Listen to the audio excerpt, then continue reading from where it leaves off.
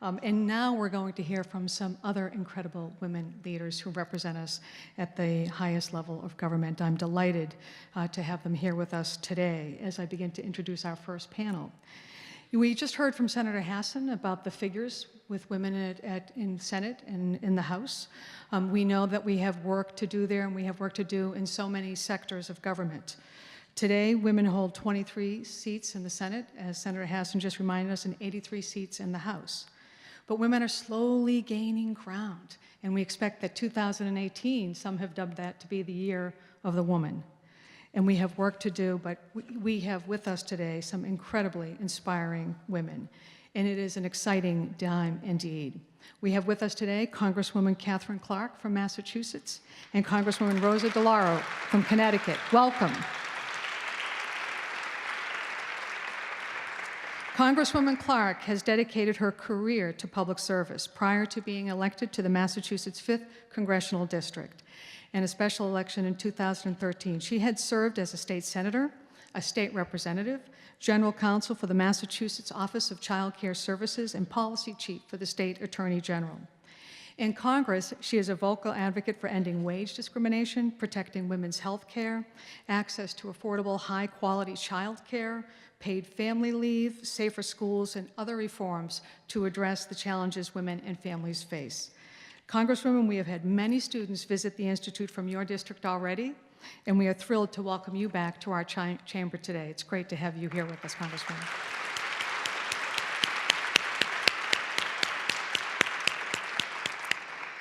Congresswoman DeLauro has served Connecticut's 3rd district since 1990. It's wonderful to have you here with us today. Since being elected, she has prioritized strengthening the economy, creating good middle-class jobs.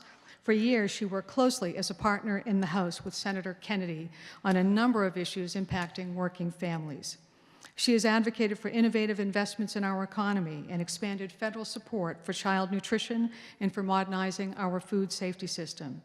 As ranking member dealing with appropriations for labor, health, human services, and education, she has increased support for education, working to make college more affordable for American students and their families.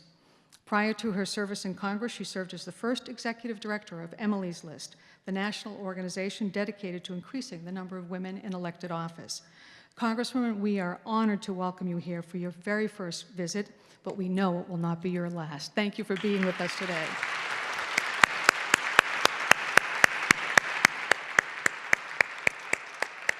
And we're excited to welcome back Allison King, political reporter from NBC Boston. Allison joined New England Cable News in 1995. In her time there, she has covered 6 presidential races as well as a wide range of political stories throughout New England. Allison has graciously agreed to serve as moderator for 2 past programs here at the Institute. We couldn't think of anyone better today to take on this panel and to lead this morning's discussion. I'm delighted to have you all here. Allison, I turn this over to your very good hands. Thank you very much. Thank you, Dr. Grant. Great to be here with so many really amazing women. I recognize a lot of faces in this crowd. I want to thank Dr. Grant, Vicki Kennedy. Thank you so much, the Edward M. Kennedy Institute, for having me here. I always love to come here. I loved covering Senator Ted Kennedy. I have to say, over the past couple of years, I've thought a time or two, what would Senator Kennedy do in terms of dealing with the current administration, the current political climate, but that's a discussion for another time. Really excited to have these 2 congresswomen with us here today. Katherine Clark, just had an opportunity to sit down with her was it last week, perhaps? Yeah. In really a very short period of time, has really been a standout in the Congress. Only been here, what, 5 years, I believe. 4 years, okay. And, you know, talked to her last week about her role at the DCCC as a vice chair of recruitment, which is really, you know, a huge leadership role. So maybe we'll touch on that at some point this morning. And so great that Congresswoman DeLauro is here. You know, I grew up in New Haven, and I did cover politics. I covered in the 90s. I believe you were pretty newly elected at that point.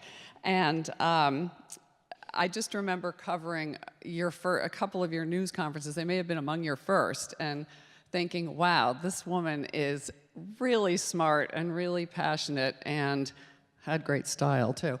And fast forward 25 years and what a career she's had. So thanks so much, this is gonna be fun. We'll just jump right in here. I wanna let you all know we're gonna talk for about 40 minutes and have a little discussion, and then we're gonna turn it over to all of you, so be thinking of some good questions.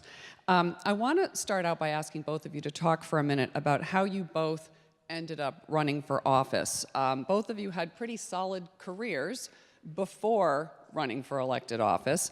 I'm wondering what inspired you, how did you make it happen? I am sure there are women in this room right now, and I know I have personal friends who I never thought would consider running for office who are suddenly starting to think about this and really don't have a clue on, as to how to get the ball rolling. So why don't we start with you, Congresswoman DeLauro, and you just jump right in. Thank you very much. First of all, what an honor to be here. And you're from Orange, Connecticut, right? Isn't that right?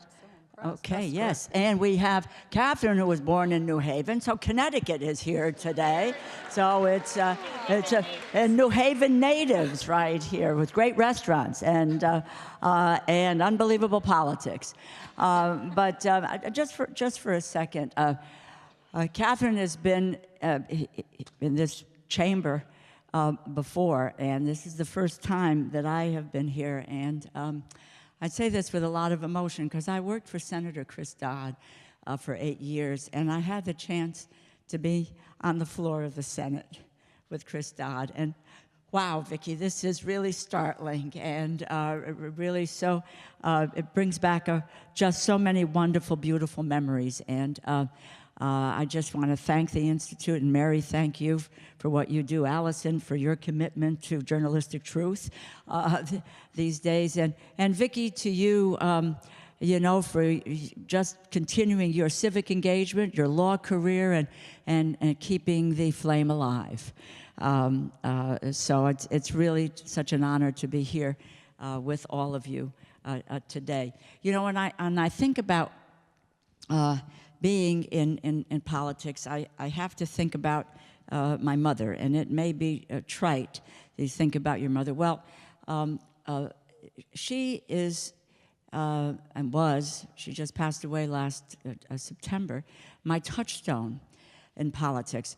My mom left elementary school age 13 when she graduated, and at that time she was going to go to work. And so they kept her home for a year. She worked in my grandmother's pastry store, and because you couldn't start to work until you were 14 years old at that time. So when she became 14, she maybe had 1 or 2 jobs, but my mother ultimately wound up working in the old sweatshops as a garment worker in the city of New Haven. And she would have me meet her every day after school, and I never realized the method to her madness.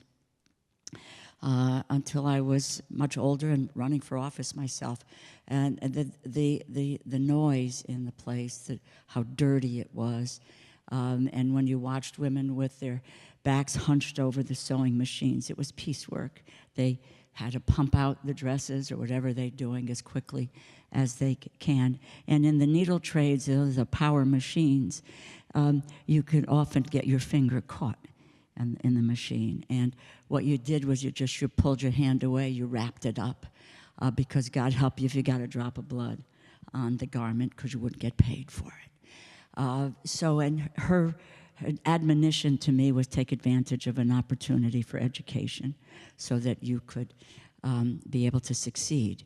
And both my folks, a daughter of immigrant parents, only dare dream their daughter would serve in the United States House of Representatives. But my mother went on to serve on the city council in New Haven. She served for 35 years, the longest serving member, not the longest serving woman, the longest serving member of the New Haven Board of Aldermen, as it was called at that time. And she taught me 2 fundamentally important things. Never give up, and never take no for an answer. That was, and so I grew up in a household where politics and public policy were, the everyday conversation. But my folks, my dad also served on the city council. My mother didn't succeed him, though. She ran and won in her own right. But they didn't write omnibus legislation. They didn't write a health care bill, a transportation bill, or so forth. What they did, and at their kitchen table, was to make government work for people every single day. If your kid needed a job, if someone needed help with Italian immigrants, of helping them make their way through the system, it was how to make government work for people. And I watched that. I watched that my entire life. And so that I had wonderful jobs. I worked for the mayor of the city of New Haven. I ran campaigns. I was the first woman who ran a statewide Senate race in helping to elect Senator Dodd. I was his chief of staff. And when I was asked, women, you're scared. You are scared to take it on. And the learning curve was steep. But you also learn about politics that their vacuums don't exist. You either take the shot, take the chance, and run. And so it was not being risk-averse when the opportunity arose to take it on. And I had just left Senator Dodd's office. I went to work for Emily's List. And you could talk to Ellen Malcolm.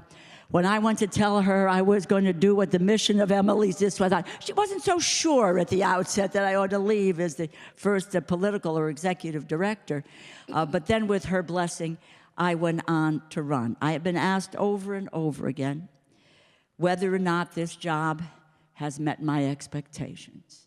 And even in the most difficult days, in the most difficult times, this job has exceeded my expectations because of what I learned at our kitchen table, that we are in a place, both Catherine and I, and she is dynamite, my friends. She is dynamite. She serves on the Labor, Health, and the Labor HHS subcommittee with me, and I'll tell you an anecdote later about our service. But the lessons that I took to the Congress were the lessons that I learned in my household at our kitchen table, that government is about providing opportunity and making people able to achieve that opportunity, and that government is there to be there for people, especially in the most difficult times. And that's how I got to the United States Congress.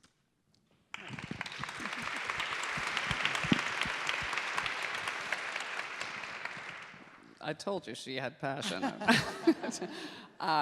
Congresswoman Clark, same question. Oh, thank you. And again, thank you so much, Allison, for being here, my mentor and friend. I can't believe we're all New Haven natives. That's always my claim with Rosa, but it's so funny. And Dr. Mary Grant and Vicki, just thank you for the Kennedy Institute and for all that it stands for and what it does for so many students and people in Massachusetts, and keeping our civic duty and responsibilities alive and enriched. We're very, very grateful and very honored to be part of it. And to so many friends and colleagues from in the audience, you are a beautiful sight.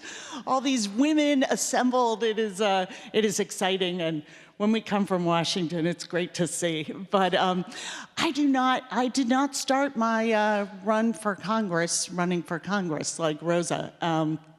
I too was always inspired by my grandmother, who used to tell me, because for her, it was her time of greatest freedom, where she could play basketball and she was in school plays, but she used to tell me, high school is the time of your life. I don't know about how your high school experience was, but that just struck fear in my heart. I'm like, if this is it, it's gonna be a long road. But for her, it was really World War II when she was Rosie the Riveter. And she went into the factories and also had a huge patch of her hair pulled out in the machines. I mean, she had some injuries, but she loved it because she felt like she was part of something bigger. And she never really lost that spirit.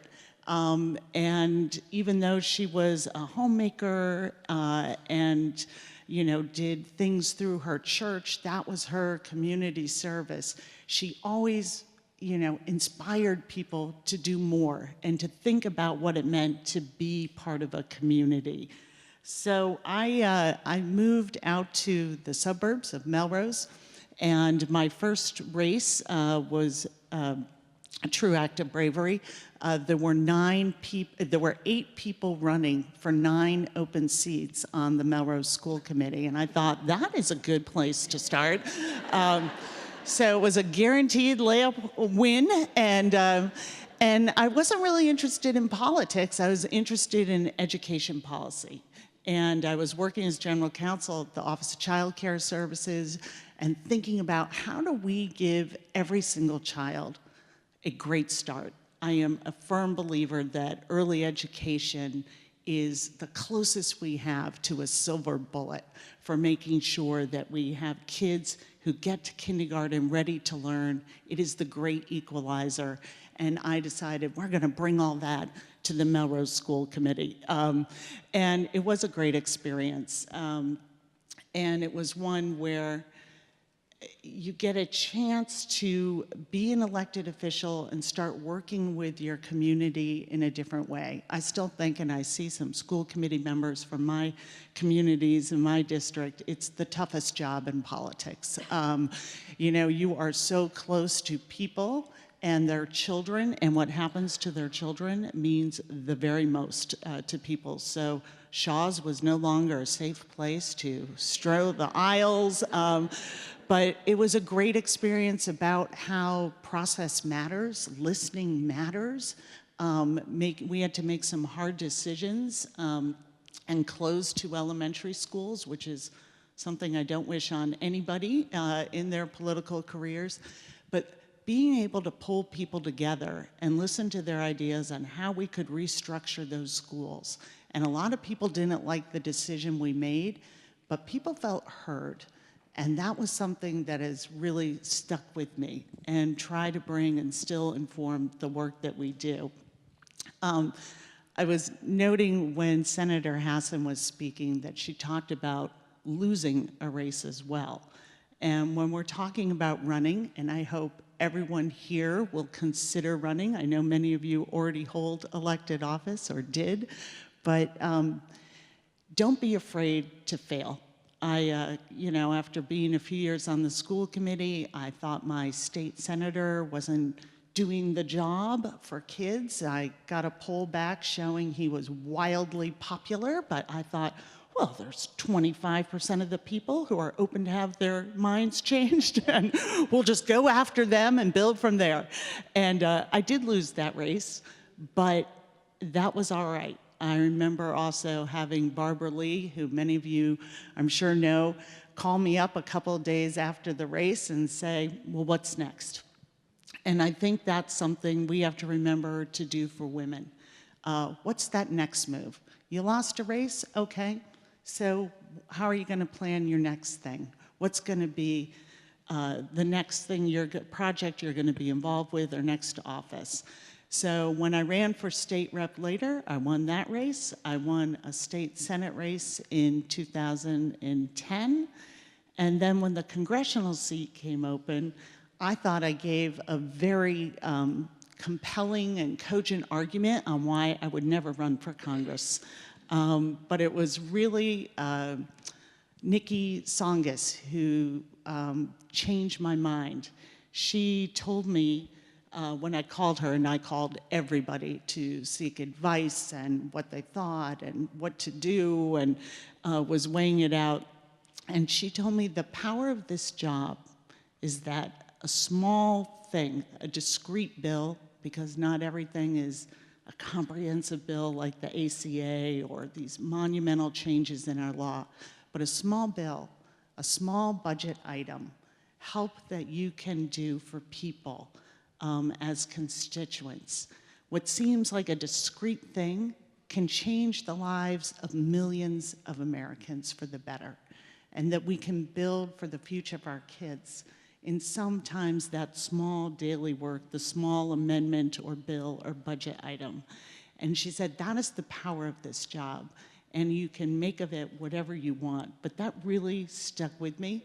And I threw my hat in and was very fortunate. And I did also notice that Maggie Hassan was talking about having supportive family, which I certainly have, but I will tell you one story. I'm the mom of 3 sons, and my youngest son was 11 when I ran for Congress.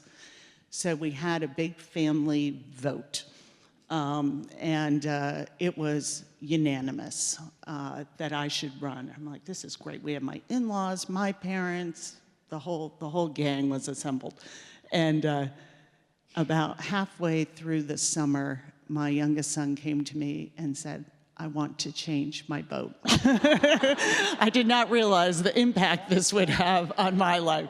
So it was a good lesson in civics that do your research ahead of time, because you can't take your vote back once it's cast. But that was my entree. That's great. Two really,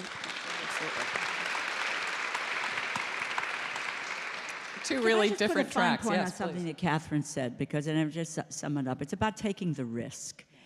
If you are afraid to lose, you're not going to win. And that is true in running for office, but that's also very important in the role that we take every day in standing up and fighting for the values that we care about and making the stand in the toughest odds. And that's what these chambers offer us, you know, the opportunity to do, is to take that risk on behalf of people. So Thank you for that, absolutely. And two really different paths to getting where you got, which is, I think, really helpful for people to see that not everybody's path has to run along the same trajectory. But you know, we're talking a lot about this record number of women running for office, and it's pretty astounding, the numbers, if you see just how many people are around the country. I'm just wondering why you think that is, and why you think the majority of them are Democrats. I mean, some might say, well, that's easy, Donald Trump, or, you know, is it as simple as that? Is there more going on here? What's your take, Congresswoman? Well, you know, I think that there is a, first of all, I think we're now at a generation of women who are less risk averse, if you will, than my generation. It was about, can you do the job? Are you smart enough to do the job? I had never run for office before. This is my first office, and it's like I went to school to learn everything about everything that we needed to know, and that is what often is what women do. But we are looking at a younger generation of women who are more self-confident, more self-assured, engaged in a process where there are the sense that they can take it on. Look, I watch our high school students and where they're going. They're fearless in standing up to what's happening, particularly with gun violence. And my view of them is that, you know, either follow their leader or get out of their way, because they're looking for change. But I think that women are seeing a time when the issues that affect not just them but their lives are central to the public discourse. It is about equal pay for equal work. It's about paid sick days. It's about paid family and medical leave. It's about minimum wage. 2/3 of women are minimum wage workers today. And in the past, we've seen from the discourse that those are the issues that were on the sidelines. They're not issues that people said, oh my God, they're fringe. Today, those issues about women and their education and their future and the future of their families is central to where we want to go. They are looking for a stake in that debate. And it's not about women being sacrificed at the altar of a loss. You used to ask women to run if you were going to lose the race. That is no longer the case. You know, someone in my staff said, well, there are lots of women running, but some of them are running against each other. Amen. We have arrived. We can run against one another. We can, and there are many more advocacy groups out there in addition to Emily's list, which are encouraging women to take it on. And, when you see the floor of the Senate today, and Catherine talked about her 3 sons, and the youngest one said, want my vote back? Because, Mom's not home every night, not there for dinner every night. And I think in the past, that was a real barrier. And today, when we look at the floor of the House, and I'm sure it's the floor of the Senate as well, we are seeing men and women bringing their kids to the floor of the House. It's become new and different. I will still tell you that even in the House, women have a tougher road to hoe. You have to work harder. You don't take anything for granted, because when you stand up in one of these seats here or in the House chamber, they're watching you as a woman to see if you know what you're talking about. So it's a harder road. You don't get the several bites at the apple. I said in a book that I recently wrote that men could drool on the floor of this House and no one cares. Women have to get up and answer the first question, the second question, the 10th question, and be smart enough to do it. But I think younger women, I think a new generation of women see that they have the opportunity to serve, and it's not about the numbers, it's about changing the agenda of this country to make it economically secure for women and for their families. So I think that that's what the impetus is today.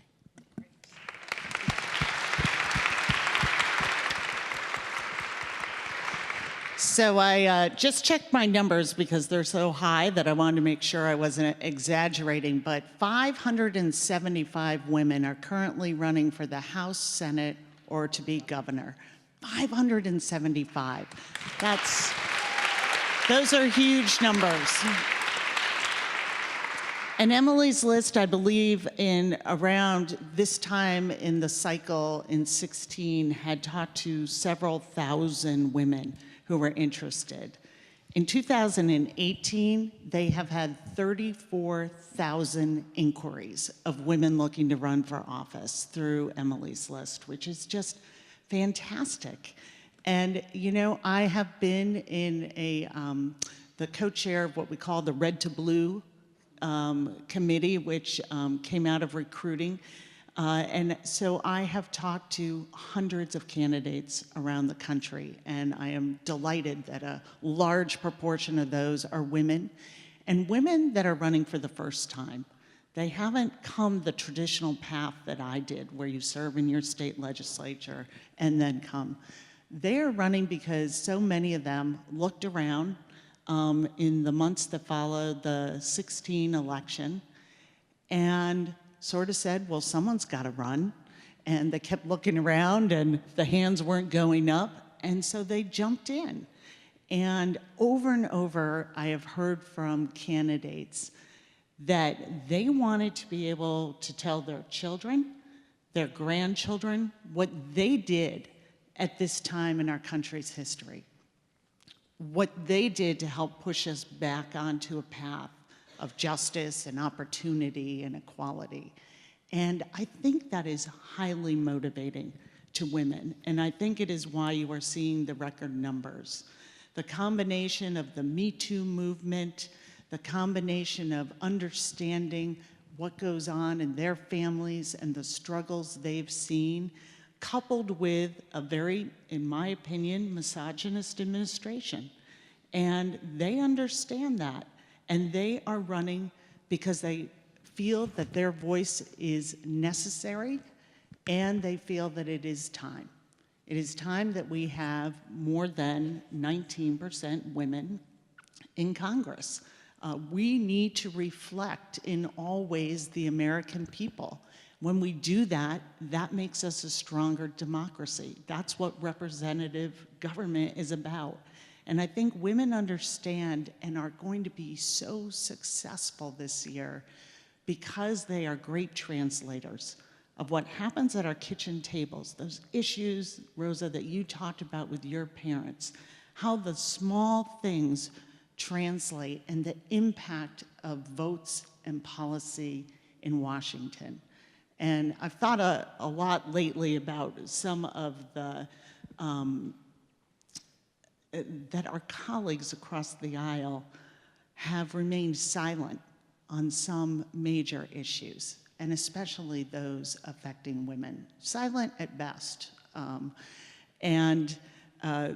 As we've talked about Martin Luther King, and as we honor the 50th anniversary, and all that he stood for, one quote that he often used was, the hottest place in hell is reserved for those who are neutral in a time of great moral conflict. And I think that so many women candidates said, not this time.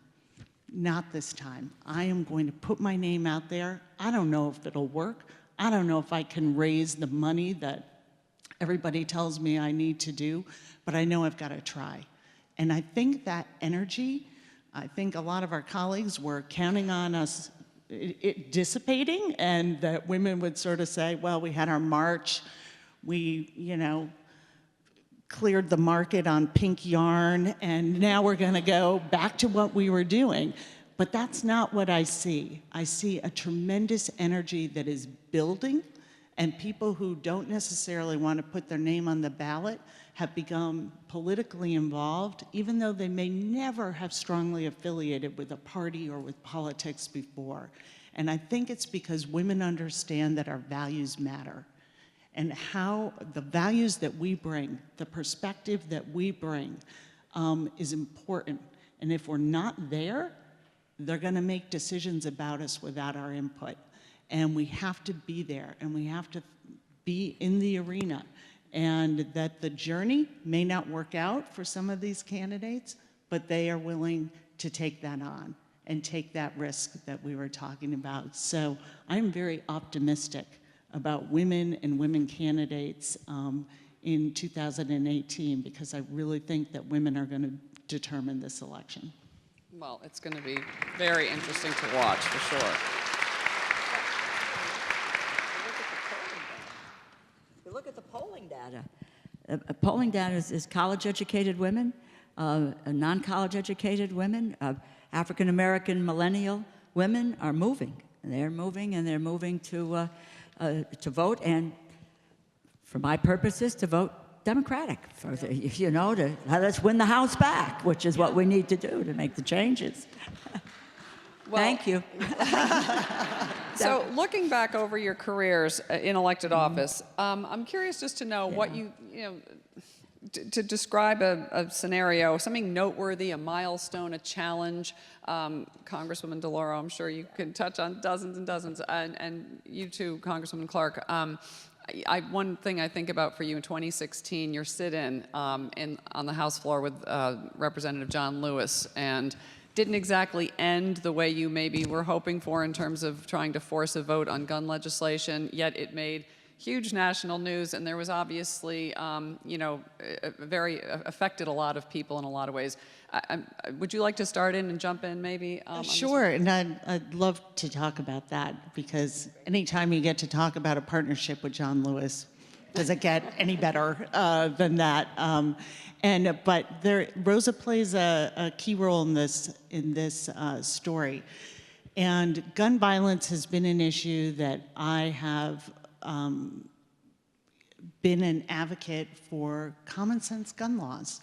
We can have a Second Amendment, we can respect the rights of responsible gun owners, and we can have common sense laws that keep our community safe.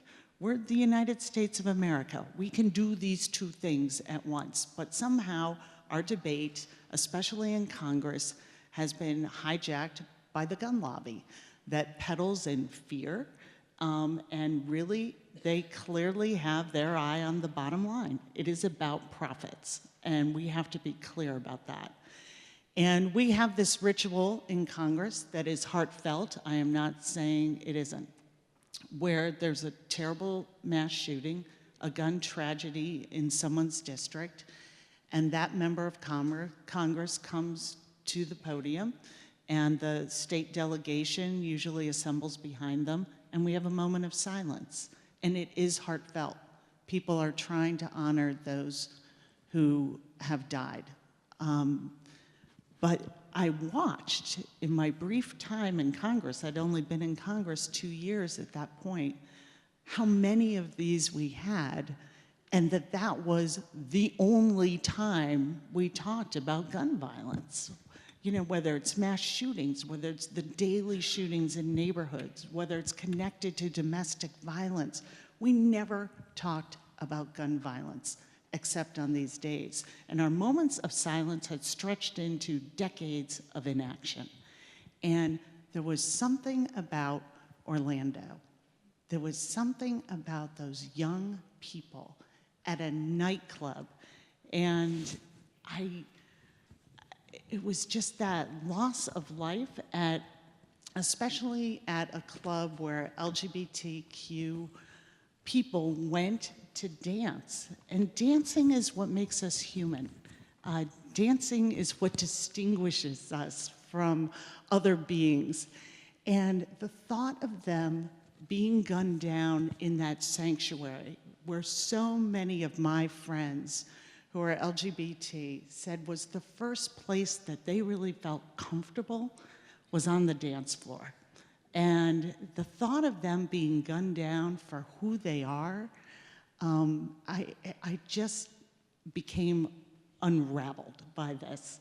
And I couldn't stand for another moment of silence. And yet we gave those victims in Orlando 4 seconds of congressional time. That's all we did. And then we went right on. And I just started going to my colleagues saying, we have to do something else. We just can't continue in this cycle of violence, silence, violence, silence. And Rosa DeLauro, as I cruised around on the floor saying, what can we do, what can we do, said, you should talk to John Lewis.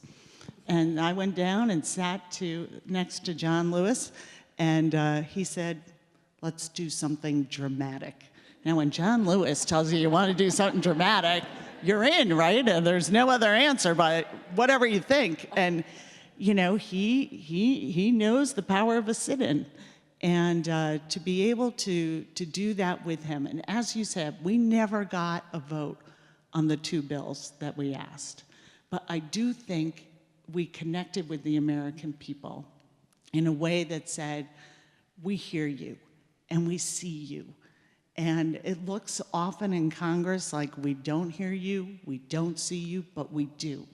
And if we have to do something disruptive, if we have to be that stick in the spokes, we're going to do that. And I think all we really accomplished legislatively were a lot of new House rules trying to prevent us from ever doing that again, including lots on photography. But it was a moment. And to pass this baton on now to these high school students is wonderful. And their voices, as Rosa said, let them lead, don't get in their way. We need to fall in behind them because their authenticity on this is key to its success. But I see women in very Republican districts, in areas of the country where you might think, well, you shouldn't go there. That's always been the common wisdom. Don't talk about guns, you know, that's a bad. And they are talking about it. They're talking about the need for common sense gun control. And I think they are going to be what does eventually get us the votes. That's a great story. I love that story. I always wondered how that happened, so that's really good to know with John Lewis. Congresswoman DeLauro, please. Sure. Just a point of that. What Catherine didn't say, that none of us thought that we ought to talk to the leadership of the House about this because we were doing something that was contrary to what you do in the House. In the Senate, you can filibuster. In the House, we have no mechanism. So we decided not to tell the leadership because they would have told us we couldn't do it. And everybody was hell-bent to do it. They could have plausible deniability. Right, plausible deniability. Let me just have, if I can give 3 quick incidents that are very, very important. I introduced the equal pay for equal work legislation, paycheck fairness, in 1997. Also, Vicki, I will just tell you this. The greatest thrill of my life was in 2004 when I partnered with Senator Kennedy on paid sick days. That I ever thought in my lifetime that that would be something that I had the opportunity to do. It was, you know, really very, very emotional. But paycheck fairness, equal pay for equal work. Men and women in the same job deserve the same pay. I'd introduced that. We're fighting that battle. We are in the minority. We can't get it to the taken up in committee. We can't, obviously, then you can't get it to the floor of the House. 2006, we take back the House of Representatives. My friend George Miller of California heads up the Education and Workforce Committee. I go to George and say, George, it's our moment. This comes through your committee. We are going to take it on. I need you. You've got to get it through the committee, get it marked up, and then let's get it to the floor. Now, I was in a leadership meeting, and when I was taken aback. George Miller's a good friend, very, very good friend. He said to me, you don't have enough co-sponsors. Don't let me do your work for you. If you want to get something done, you've got to get it done on your own. And he said, you come back to me when you get the votes. Well, I stood there with my mouth open. I said, George is my friend. Well, another colleague at that time who was serving in the House, his name is Rahm Emanuel. He is now the mayor of Chicago. Rahm looked at George Miller and he said, excuse me, friends, don't get the bitch mad. So I got mad. And I went out and we got overwhelming co-sponsorships, all the Democrats on the bill, et cetera. And then it was a Friday afternoon. George and Nancy, I was between the two of them, and they said to me, you're never going to be able to pass this because it says that you there was no cap on damages if you were discriminated against in this regard. We can't win that fight. It was a Friday afternoon. I will never forget it. And I said, look, just give me the weekend. Give me the weekend. Well, I placed a call to every single one of my Democratic colleagues in the caucus, and they said, it's not about the damages that are uncapped, but we got to be concerned about small business and what happens with businesses. So I went back to the committee, and introduced amendments to the legislation that would allow for small businesses to be able to buy in to the concept. Long and the short of it, George Miller took that bill through the committee, got it out onto the floor, and we won on the floor of the House twice. Democrats and Republicans. The first time, we got 14 Republicans to join us. The second time, I'll just give you the conclusion. We lost it, Vicki, in the United States Senate. And I'll tell you perfectly honest, because I tell the story in the book, 2 women voted against equal pay for equal work. Senator Susan Collins and Senator Olympia Snowe. We had just fought the battle for Lilly Ledbetter, the Fair Pay Act. I think they didn't think they could go back to the well a second time. But for that, it would be the law of the land. So I am committed. We are going to make equal pay for equal work the law of this land before I leave the House of Representatives. So.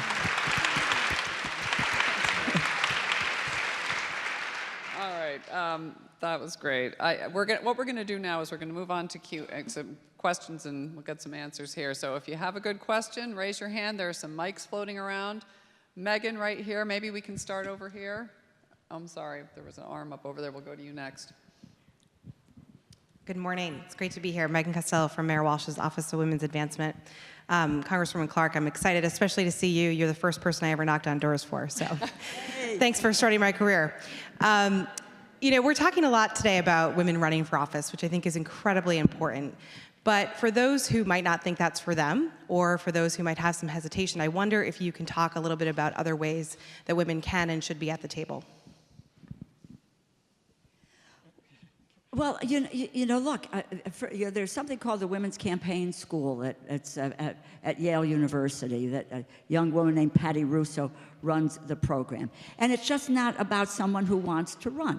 It's about people who want to get engaged in activism, in field organizing, or going out and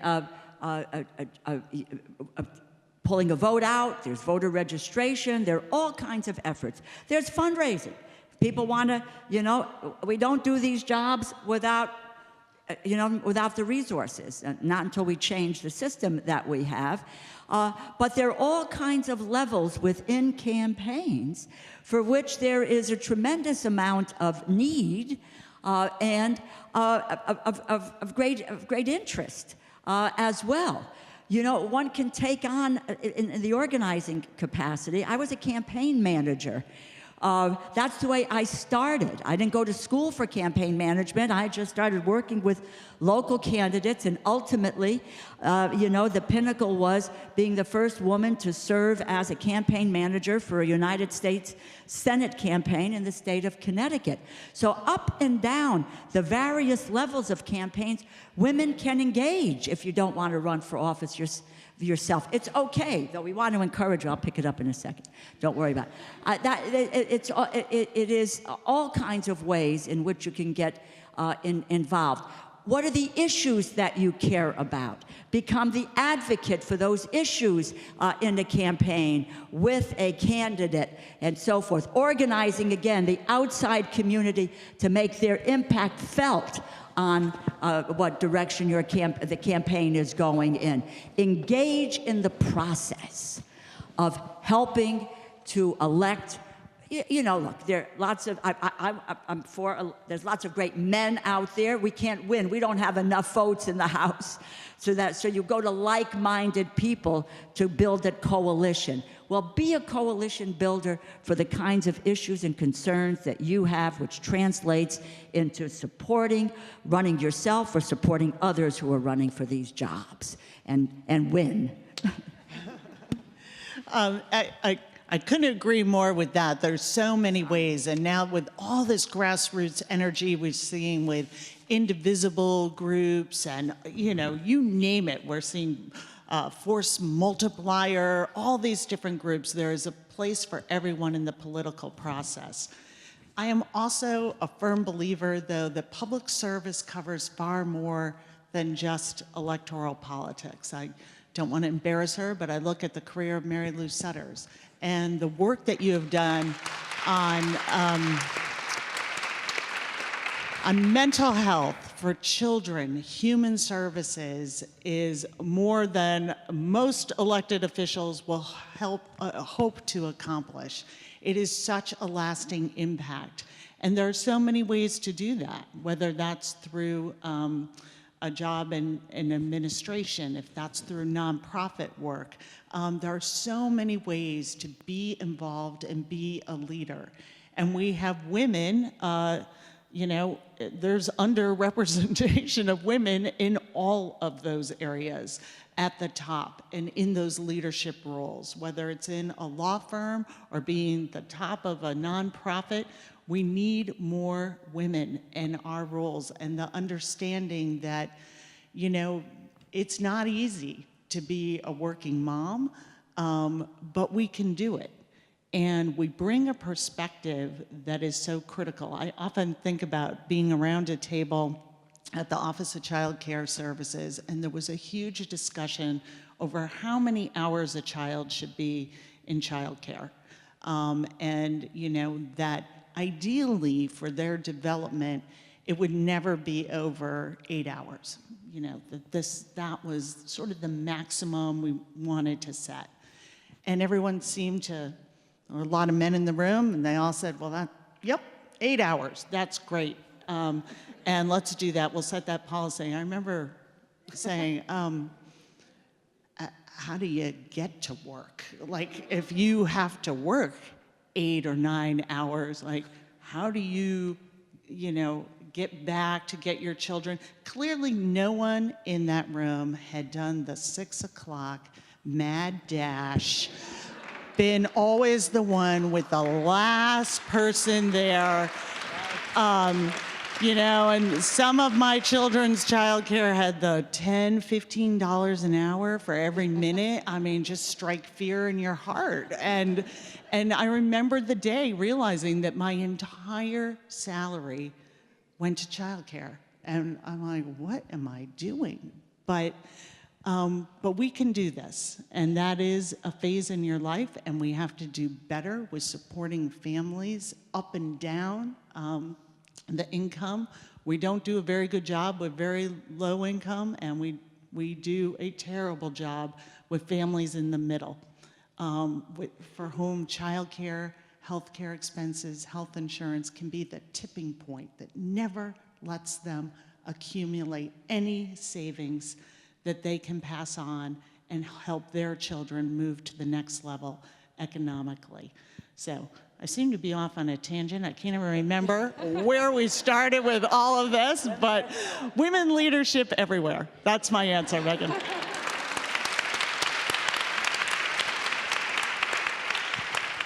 I have a friend who is a mom in Marblehead who wanted to do something. Running for office wasn't in the cards. She started a Facebook page and started researching races around the country. Who needs money?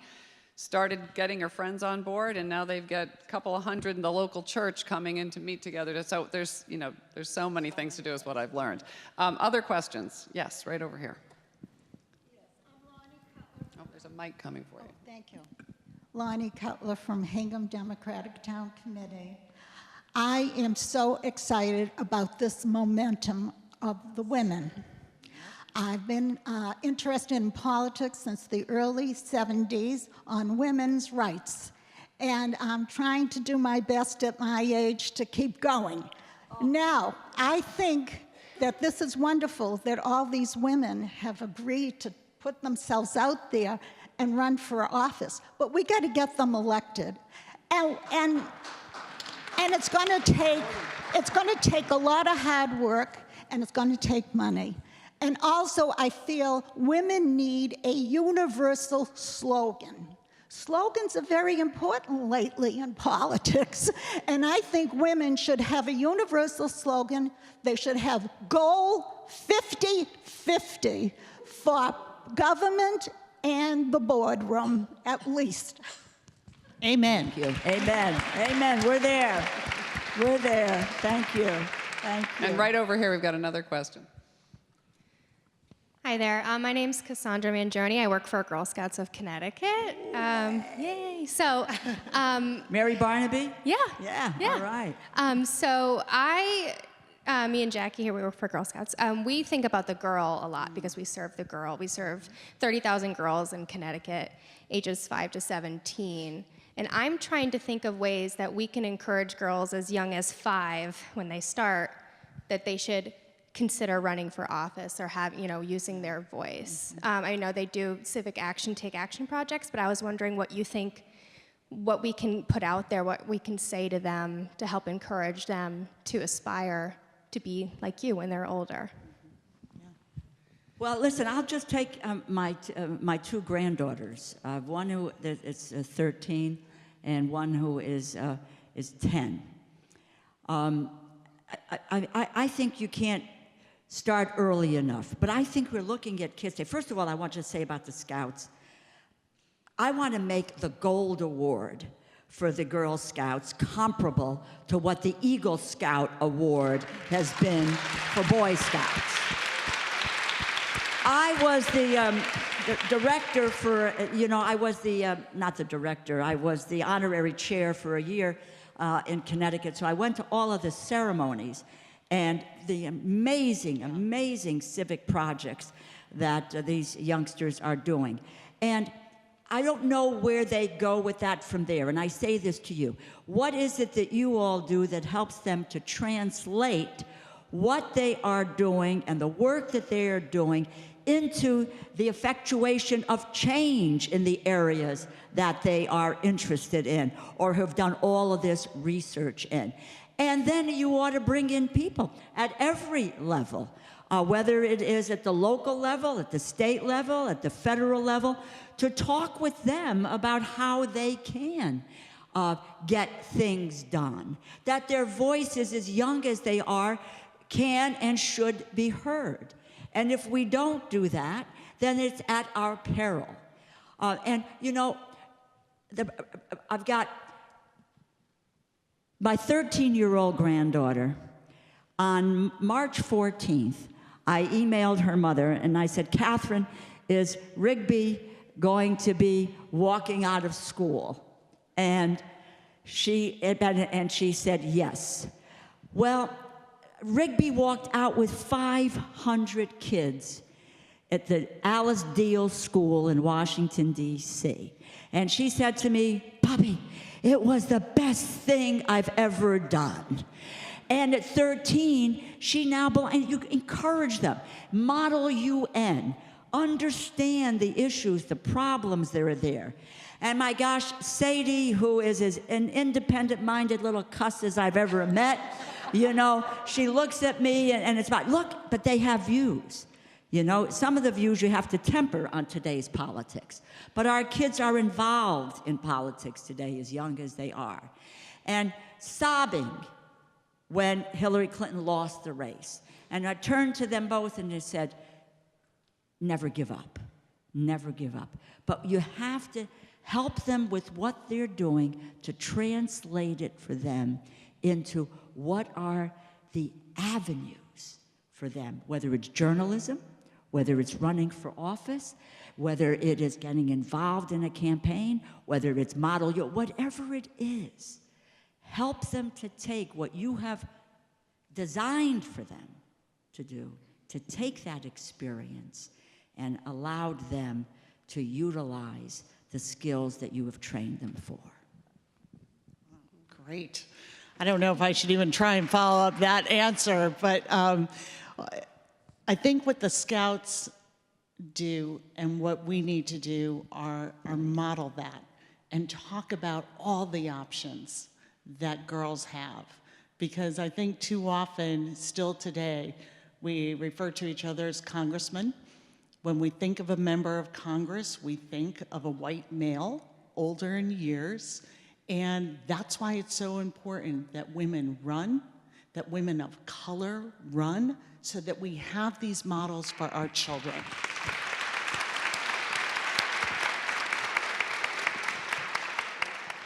More questions? Oh, let me come over here, right over here. Yep, in the back row, and we'll come over to this side. Thank you both for your really inspirational comments. I really appreciate it. My name is Muna Killingback. I'm from the Center for Women in Politics and Public Policy at UMass Boston. And I was interested in both of your remarks regarding gun reform, and I thought they were tremendous, and I think that's a really important issue. And I wanted to say that during the campaign, that, you know, for gun reform, there has been a lot of attention on the NRA contributions, campaign contributions, and there was a little bit less attention on the process of people, our elected officials accepting contributions from special interest groups. And of course, we know that the Citizens United decision made that even worse. So I wanted to hear what both your thoughts on the issue of campaign financing and campaign financing reform, and what direction that needs to take at this point. So thank you. Thank you for the question. Campaign finance reform is really at the center of it all. We have to make sure that we are working for you and not for special interests. And there is absolutely a disconnect. We just had Mr. Mulvaney say the other day, he only allowed lobbyists to come into his office to talk to him who had given donations. That is, I cannot even believe he said that. And I cannot believe that was the policy of his office. But that's where we are, that it's such an accepted practice that you can actually say that out loud as a former member of Congress, now in charge of our Consumer Bureau. But it is critical, and it is part of what we would like to do if we can regain the majority. And I think when we talk about young voters and reaching out to millennials and making sure they're involved, this issue resonates for them. They understand that a system that is working for special interests isn't working for them. And we have to be part of changing that. I fully support a constitutional amendment to address Citizens United and overturn that decision by amending our Constitution, but there are lots of things we can do in the meantime to make the system better, and there are wonderful legislative proposals there, ready to go. We just need to have the political will and courage to shake this system up. But one comment on the gun lobby as well, because the donations are important and they're influential, but here is the best way that we can combat not only the gun lobby, but other special interests that work against the American people. The NRA's true power comes from their grassroots network. And being able to make people vote on guns as their top issue. And we can be just as effective. And I think that we are at a turning point that we have to keep pushing this issue and make people say, I too am going to activate my neighbors, start that Facebook page, work for candidates that believe in this issue and aren't afraid to talk about it, and make sure that that's on the top of their lists of ballots, that when we have our local forums, that the questions get asked and answered, whether you're running for local office or Congress or the US Senate or President. And so we can do both. We have to do so much work on campaign finance and how we actually retain a robust democracy by limiting that. And we also have to activate our grassroots and know the power of that, and that is perhaps even more influential than the money, at least with the NRA. With regard to the gun issue, when it becomes your electoral defeat if you do not vote for gun safety and gun control, gun measures, whatever the lexicon is. Me, I'm for banning assault weapons and high-capacity magazines. I know other, I think that that's the direction we ought to go. But when today, when it is that you're going to be elected if you vote against those measures, then you're going to continue to vote against those measures. When it becomes the issue that, we're going to turn you off if you don't vote for the gun safety legislation, that's when it will change. And you watch the youngsters again. You take a contribution from the NRA, you're done. And these kids are voting. So they've had the courage to stand up to do it. Jane Mayer's Dark Money book tells it all about what, the overwhelming influence of special interests, corporations, millionaires, billionaires. The system is rigged against middle-class families, working families, and they know it. Now, for us, taking on campaign finance reform, this is a gateway issue in my view. Once you talking to people about wanting to do that and the sincerity of that, I view that we need to do voluntary public financing. That's a direction in which I can move. Our colleague John Sarbanes has legislation to that end. But when I say a gateway issue, if you get their attention because the public very well knows that the system is rigged against them and that we are awash in this corporate money, its effective is on all kinds of legislation out there. Then they begin to think that you are open and you are sincere about handling a number of the other issues that are the economic issues that they're facing in their lives. So I think as Democrats, we do have to take it on. I'm with Catherine in that we should have a constitutional amendment that overturns what the court did. Corporations are not people, and we should be fighting that issue all of the time. But we've got to get consensus with Democrats to move in that direction. And it has not been easy, because people take a look at their electoral possibilities, and they say, my God, if I can't take this, and I can't take that, and I can't do this, I'm going to lose. And that's a hard culture to break. But I think it's imperative for us to be very, very successful. All right. We're all, unfortunately, I know we could spend the whole day talking to you two about all of these issues. Thank you so much, both of you, for being here. And thank you, Vicki Kennedy, Dr. Grant. Thank you so much. I'm actually going to turn it over to you right now to wrap things up. Thank you so much. Thank you.